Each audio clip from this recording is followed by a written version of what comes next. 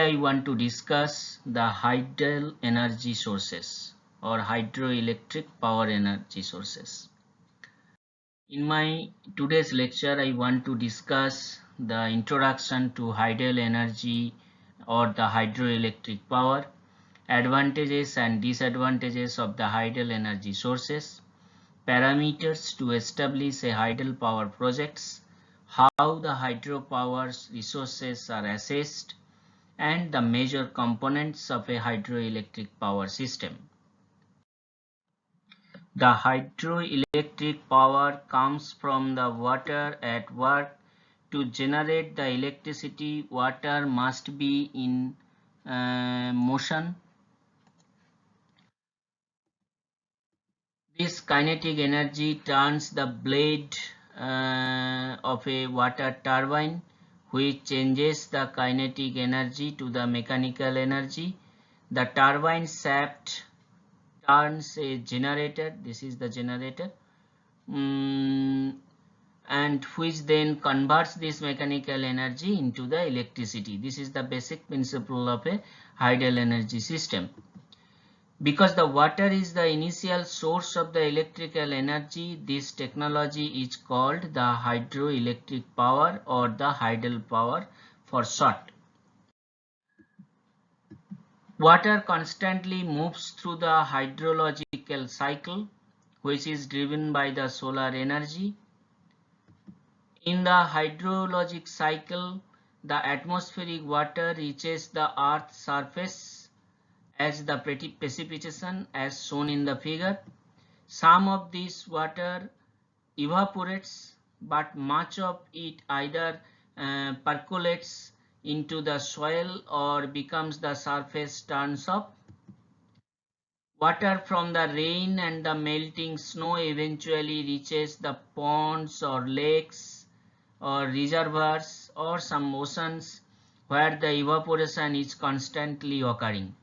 So the ice, then the rain, then it is precipitated to the ground, then it will go to the some ponds, lakes, reservoirs or oceans, and then evaporates again, and this cycle is continuously occur.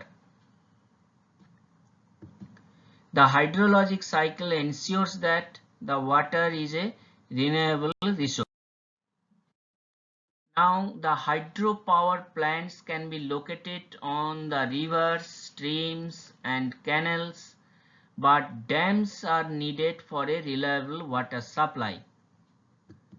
Dams store water for later release for the purposes such as irrigation, domestic and industrial use, and the power generation.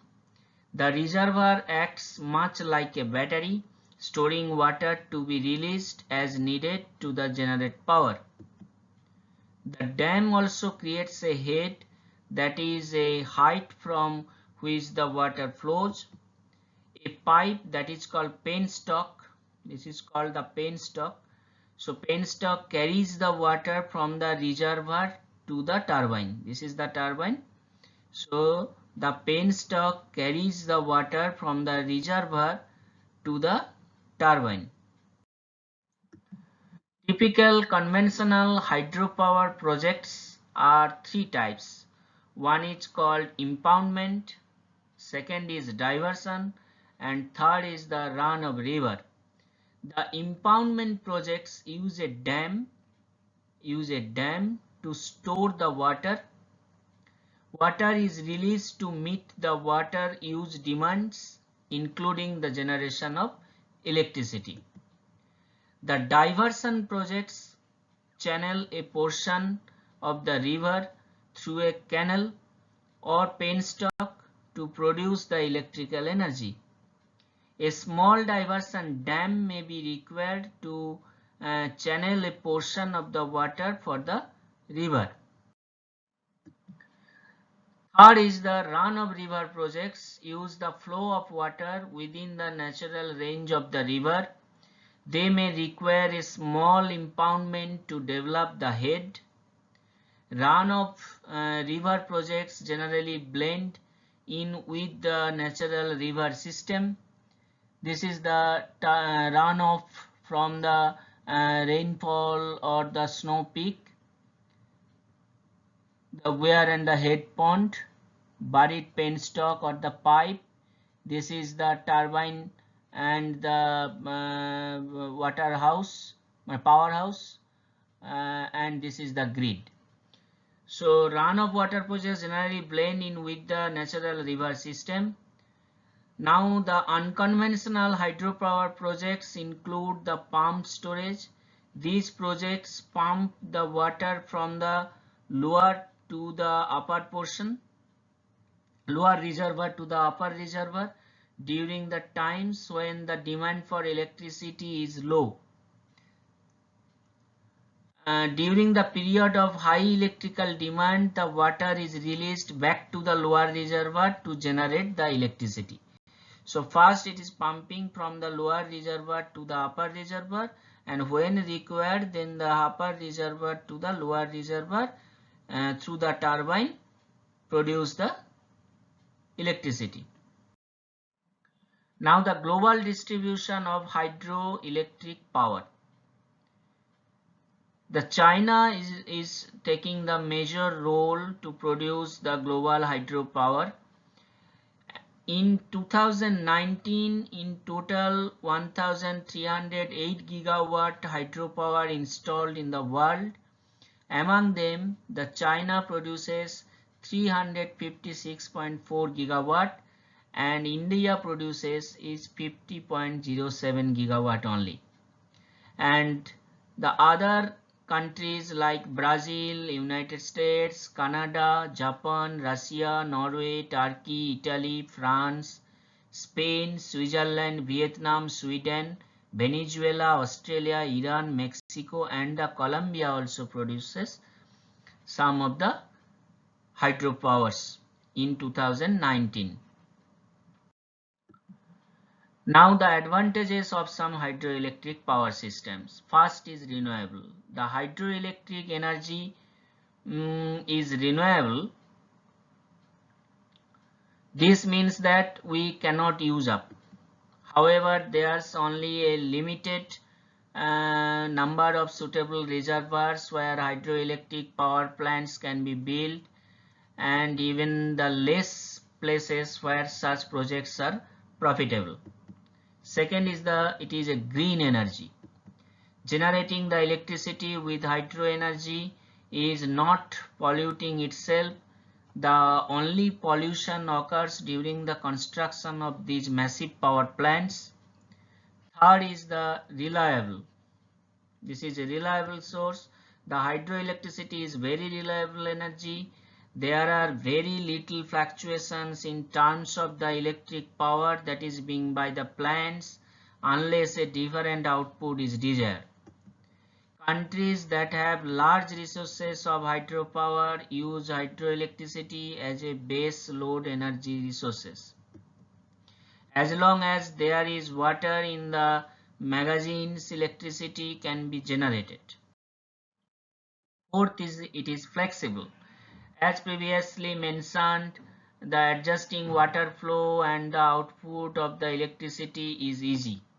At times where the power consumption is low, water flow is reduced and the magazine levels are being observed for times when the power consumption is high.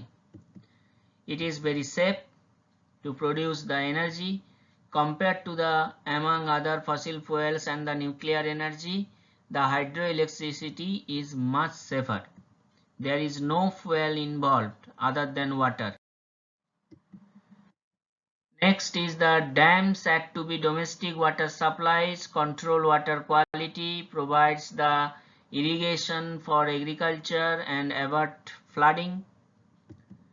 Dams can actually improve the quality of the downstream conditions by allowing mud and other debris to settle out. These are the sectors where the hydroelectric power can be used, that is irrigation 11%, recreation for 35%, Other 7%, stock or farm ponds 18%, hydroelectricity is 2%, flood control is 15%, and the public water supply is 12%. Now the disadvantages of the hydroelectric power systems. First is environmental consequences. The environmental consequences of hydropower are related to interventions in nature due to damming of water, changes the water flow and the construction of roads and the power lines. But big dam projects can disrupt the river ecosystems and surrounding communities, harming the wildlife and forcing out the residents. The Three Gorges Dam, for example, displaced an estimated 1.2 million people and flooded the hundreds of villages. The hydroelectric power plants may affect the fish is a complex interaction between the numerous physical and the biological factors. Fish habitats are shaped by physical factors such as water level, water velocity, and the shelter opportunities and access to flood. Draining would be completely devastating to the fish.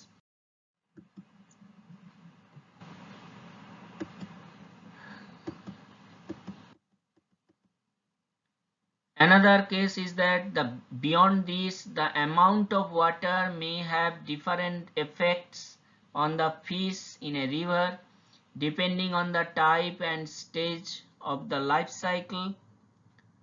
Not all unregulated river systems are optimal in terms of fish production because of the large fluctuations in flow. In some cases, fish are collected and trucked around the obstacles. Still, the presence of hydroelectric dams can often change the migration patterns and hurt fish pollutions. The hydropower plants can also cause low dissolved oxygen levels in the water, which is harmful to the river habitats. In the Columbia River basin in the Pacific Northwest, for example, the salmon and the steelhead have lost access to about 40% of their historic habitat because of dams. Even the promise of the carbon-free electricity from hydropower has been undermined by revelations that decaying the organic material in the reservoirs releases methane, a potent greenhouse gas that contributes to the global warming also. The wildlife can be affected as well. In Indonesia, a hydroelectric project threatens the rare Tapanuli orangutans because it stands to fragment their habitat also. Second is it is more expensive. Building power plants in general is expensive. The hydroelectric power plants are not an exception to this. In the western US, the carbon dioxide emissions over a 15 years period were 100 megatons of higher than they normally would have been, according to a 2018 study, as utilities turned to coal and gas to replace the hydropower lost to drought. On the other hand, these plants do not require a lot of workers and maintenance costs are usually low. But the electricity generation and the energy prices are directly related to how much water is available. A drought could potentially affect this. The limited reservoirs, we have already started using up suitable reservoirs for the hydroelectric power plants. There are currently about 30 major power plants that are expected to generate more than 2000 megawatt under the construction. Only one of these projects was started in the last 2 years. Now the parameters to establish a hydro electric power projects. The potential of hydropower resources is generally evaluated in two steps. The first looks at the resources that are technically feasible. The site physical characteristics are evaluated and generally include the site access, water flow data, potential development schemes, potential head, potential installed capacity, and the energy production and special site issues. Technically, the feasible projects require a water resource that can be developed using known engineering and construction techniques. The second step looks at other conditions that apply to developing the resource, including the economic factors, environmental issues, legal issues, and the institutional concerns. In most cases, the economic screening is the second step in the evaluation. The economic factors include the investment cost, the total cost of the project, interest rate, cost of borrowing money, debt service life, duration to repay the investment with interest, the energy value, value or income from the energy which produced, operations and maintenance cost, annual cost to operate and maintain the plant, and the escalation rates, that is future value of the energy and the future operation or maintenance cost. These engineering economics factors can be used to determine the cash flow and the benefit of the cost ratio. If the resource appears feasible after this step, additional screening for other conditions can be applied to the future evaluation of the resource. Conditions are unique to each project and evaluation requires site-specific information also. Now, how the hydropower resource are assessed? Potential capacity can be calculated as the kilowatt equal to Q multiplied by H divided by 11.8, where the kilowatt is the electrical power, Q is the flow rate in the cubic feet per second, H is the head in feet, and 11.8 is a constant, that is called the conversion of foot-pounds to the horsepower and then horsepower to the kilowatts. Note that the equation does not include the efficiency losses in the turbine, generator, penstock, and so on. The power potential can be converted to the potential annual energy production, which is expressed in kilowatt hours, are as follows, that is kilowatt multiplied by 8760 into PF, where kilowatt hour is the annual energy, kilowatt is also the project capacity, and 8760 is the 24 hours per day, 365 days per year, and the PF is the plant factor. Now the last part of my lecture is the major component of a hydroelectric power system.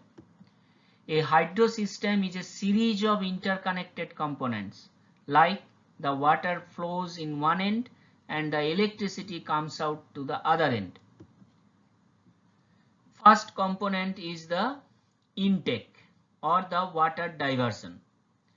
The intake is typically the highest point of the hydro system, where the water is diverted from the stream into the pipeline that feeds to the turbine. So this is the intake, this is the diversion from the reservoir to the penstock to the turbine. In many cases, a small dam or the reservoir is used to divert the water. In most large hydro projects, the dam also creates the head necessary to drive the turbine.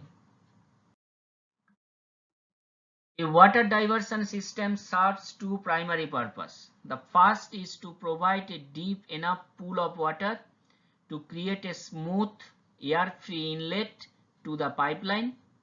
That is, air reduces the horsepower and can cause the damage to the turbine also. So for this reason, the air-free inlet should be required. The second is to remove the dirt and the debris. The screens can help stop larger debris such as leaves and the limbs, while an area of the quiet water will allow dirt and other sediment to settle to the bottom before entering to the pipeline or the penstock. This helps to reduce the abrasive wear on the turbine. Second is the penstock. This is the penstock. This is a channel in between the intake to the turbine. The pipeline, sometimes called the penstock, is responsible for not only moving the water to the turbine, but is also the enclosure that creates the head pressure with increasing the vertical drop. In effect, the pipeline focuses all the water power at the bottom of the pipe where the turbine will connect. This is the turbine. In contrast, an open stream dissipates the energy as it travels down the hill. The pipeline diameter, length and the routing all the affect efficiency, and there are guidelines for matching the size of the pipeline to the design flow of the system. Third is called the turbine, most important component in the hydropower plant. The turbine is the heart of the hydro system, where the water power is converted into the rotational force that drives the generator. It is arguably the most important component in the system because its efficiency determines how much electricity is generated. There are many different types of turbines and proper selection requires considerable. Turbines fall into one of the two major types. One is called the reaction turbine and another is called the impulse turbine. The reaction turbines run fully immersed in water and are typically used in low head systems with high flow, like Francis propeller or the Kaplan type of turbines are the examples of the reaction turbine. And the other hand, the impulse turbine operates in air driven by one or more high velocity jets of water. Impulse turbines are typically used with the high head systems and the use of nozzles to produce the high velocity of jets. Example is the Pelton and Targo type of turbines. This is the summary of the impulse turbine and the reaction turbine. This is the turbine structure of the impulse turbine and the reaction turbine. This is the rotating nozzles. Here this is the fixed nozzles.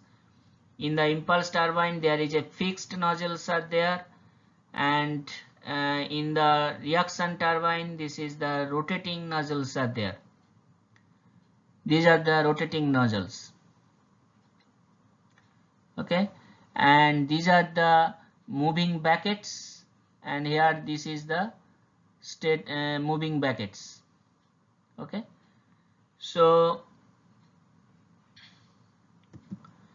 another type of turbines are there, that is called the special case cross flow turbine.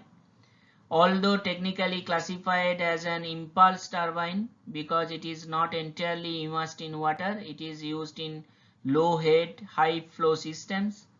The water passes through a large rectangular opening to drive the turbine blades, in contrast to the small high pressure jets used to the Pelton and the Targo turbines. In my next lecture, I will describe the different types of turbines which are used in the hydroelectric power system. The fourth component is the drive system. The drive system couples the turbine to the generator. At one end, it allows the turbine to spin at its optimum RPM. At the other, it drives the generator at the RPM that produces the correct voltage and the frequency. The most efficient and reliable drive system is a direct 1:1 coupling between the turbine and generator.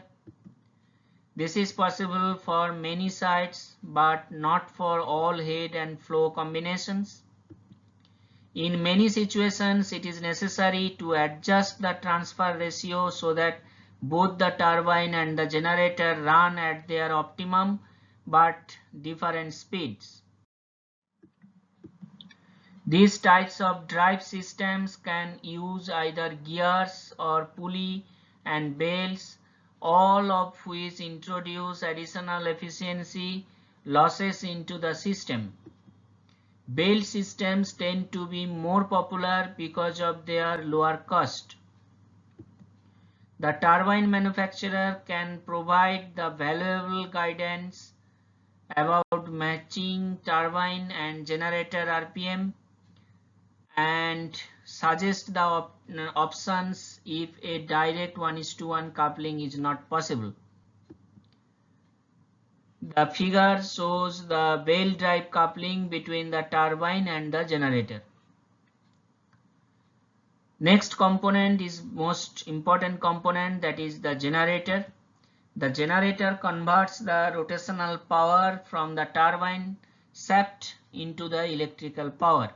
Efficiency is important at this stage too, but most modern well-built generators deliver the good efficiency. There can be big differences in the type of power generated. However, the DC generators can be used with very small systems but typically are augmented with the batteries and inverters for converting the power into the AC power required by the most appliances. The AC generators are normally used in all but the smallest system. Common household units generate 120 volt AC and the 240 volt AC, which can be used directly for appliances, heaters and lights, etc. The AC voltage is also easily changed using transformers, which makes it relatively simple to drive other types of devices or transmit over distances. Depending on the power requirement, anybody can choose either single phase or the three-phase AC generators in a variety of voltages.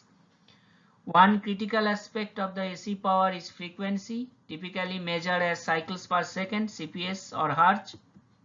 Most household appliances and motors run on either 50 Hz or the 60 Hz, as do the major grids that interconnect large power generating stations. Frequency is determined by the rotational speed of the generator shaft. Faster rotation generates a higher. Next component is the governors and controls. Governors and other controls help ensure that the generator constantly spins at its correct speed. The most common type of governors for small hydro systems accomplish this by managing the load on the generator. To illustrate, consider a hydro system without a governor. When you increase the load on the generator by switching something on, it causes the generator to work harder. Without a governor, it would slow down, lowering both the voltage and the frequency. Likewise, removing a load by switching something off would cause the generator to speed up, raising the voltage and the frequency. With no load whatsoever, the generator would freewheel and run at a very high RPM, possibly causing the damage. But by adding progressively higher loads, you would eventually slow the generator until it reached the exact RPM for proper voltage and frequency. As long as you maintain this perfect load, known as the design load, the power output will be correct. Design load is based on the design flow. When the flow drops off during the dry periods, the load on your generator will need to be reduced as well. You might be able to maintain the correct load yourself by manually switching the devices on and off, but a governor can do a better job automatically. The electronic load governors, as shown in the figure. An electronic load governor works by automatically adjusting the load so the generator always turns exactly at right speed. In effect, it is always slowing the generator down just enough to produce the correct voltage and the frequency. The electronic load governors constantly monitor the voltage or the frequency, adding or subtracting electrical loads as necessary to compensate for the human usage. An electric load generator is highly effective for small systems up to about 12 kilowatt. It uses 2 or more ballast loads, which can be any purely resistive device such as a heater. Excess power is shunted to the ballast load, and a variable electronic switch can regulate the amount of power being directed to the ballast, much as a dimmer switch can regulate the power to a light bulb. For example, let's assume you have connected two water heaters and a room heater to your load management system. Excess power is desired first to the top priority load, your primary water heater. If there is still excess power available, it will be directed to your next priority, the room heater. If still more power is available, it will go to your backup water heater. Now assume your well pump kicks on. It draws significant power, but probably turns for less than a minute.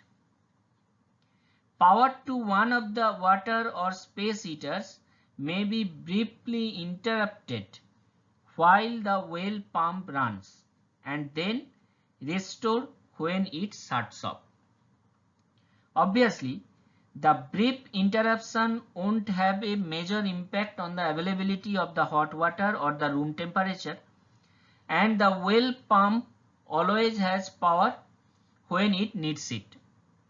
Similarly, the water in your primary water heater will eventually get hot and the thermostat will switch off.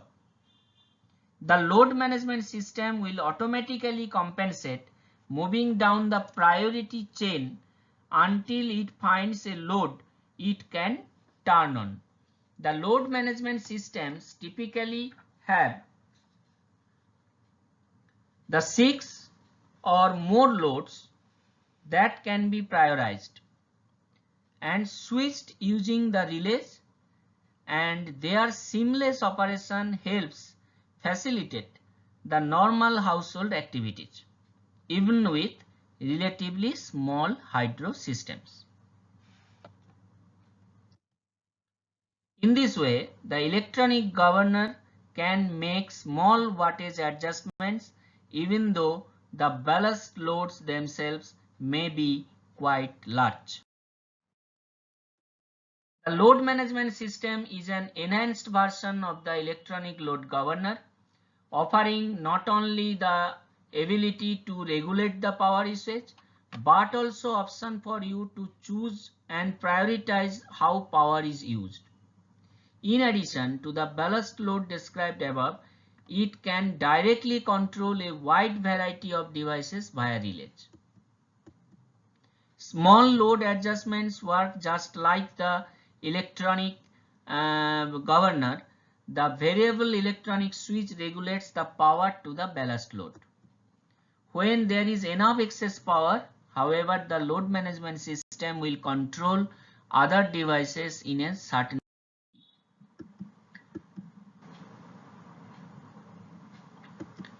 Now the emergency system shutdown system. An emergency shutdown system is an option that protects the system from overspeed which may damage the generator. For example, if a tree falls over a power line, it may cause either a dead short or an open line, which would cause the generator run away. Any of these conditions are both dangerous and expensive, so an emergency shutdown system is a wise investment. The emergency shutdown usually means removing all water power from your turbine. It is important to recognize, however, that an abrupt halt to water flow could damage your pipeline. For a high flow turbine such as Francis and cross flow designs, water flow must be reduced gradually. Emergency shutdown of impulse turbines such as Pelton and the Targo designs can be very fast because the water jet can simply be deflected away from the turbine. Since the water flow does not change, there are no damaging surges. Now the utility grid interface control system. Utility grid connections are becoming more commonplace, but proper controls are essential for proper operation, and the above all is safety. The grid interconnects very large public utility power generation systems. It allows hundreds of megawatts of power to move around the country as the regional supply and the demand change. It provides the automatic controls and switchgear so that a failure in one location can be bypassed with minimal impact of consumers. It is possible to interconnect a small hydro system with the utility.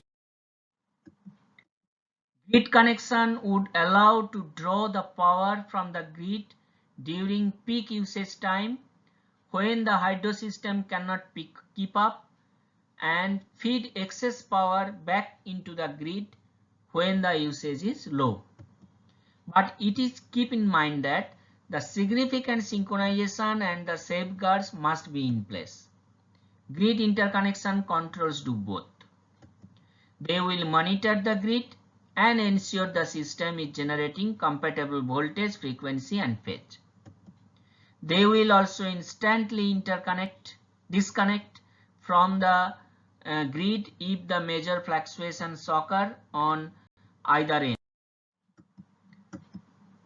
Automatic disconnection is critical to the safety of all parties. For example, if a tree falls on a public utility line, their grid controls will automatically shut down that portion of the line.